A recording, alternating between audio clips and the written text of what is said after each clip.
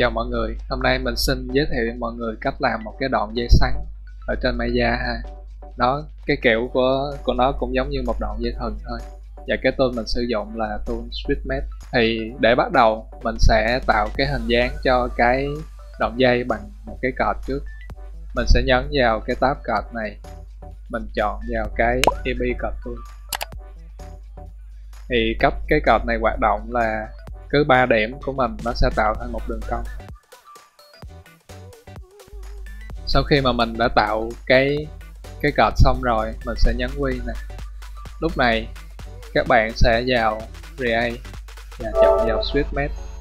Khi đó thì cái card của mình nó sẽ biến thành một cái đoạn dây ha. Mình sẽ tùy chỉnh cái hình dáng của cái đoạn dây đó ở bên cái bảng SwitchMate Creator này. Trước tiên là hình khối của nó. Đầu tiên khi mình chọn poly thì nó sẽ có dạng hình tròn như các bạn đã thấy rồi. Chọn rectangle thì nó sẽ có dạng là hình vuông. Cái size này là cái số cạnh mà nó sẽ chạy dọc theo cái thân của sợi dây này. Mình có thể kéo lên kéo xuống để tùy chỉnh đó. Khi mình tích vào cái cáp thì nó sẽ fill cái đầu và cái đuôi của sợi dây. Thì để sợi dây này xoắn được, nó phải có nhiều sợi nó xoắn lại với nhau, đúng không? Thì để làm được điều đó, mình sẽ tích vào cái distribute này.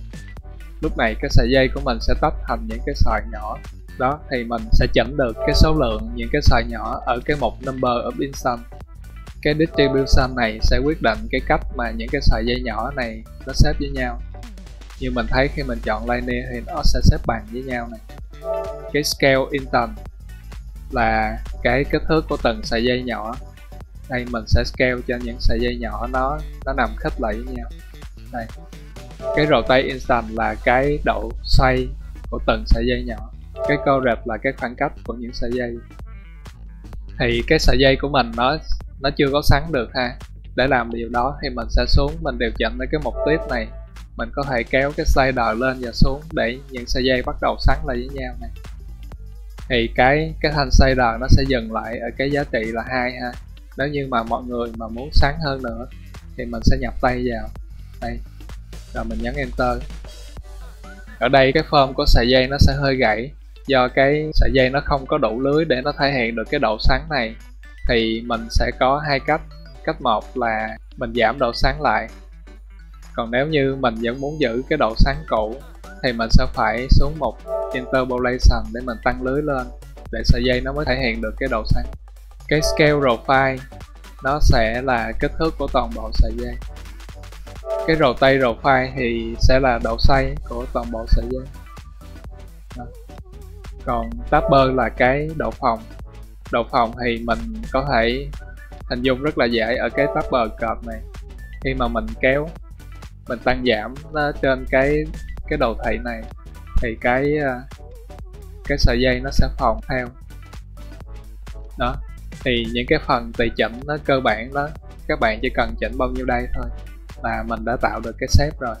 Rồi còn ở bên ngoài, nếu như mà sau khi mình đã chỉnh được cái shape hay cái độ xoắn mà mình muốn rồi, mà mình muốn chỉnh sửa lại cái độ cong hoặc là cái vị trí của cái sợi dây, thì mình chỉ cần chọn lại về cái card ban đầu thôi. Mình sẽ chuột phải, chọn Control Vertex. Mình sẽ chọn chế độ X-ray để nhìn cho dễ. Đây, mình chỉ việc nắm những cái Control Vertex này để mà mình di chuyển cái card, thì sợi dây sẽ di chuyển theo. Sau khi mà các bạn đã chỉnh xong hết rồi và không còn muốn thay đổi hình dạng của sợi dây nữa, mình chỉ việc chọn vào nó, mình vào mục Edit và mình Delete History thôi. Vậy là mình đã trình bày xong các cách để mà mình tạo ra được một sợi dây xoắn ở trên Maya. Chúc các bạn thành công.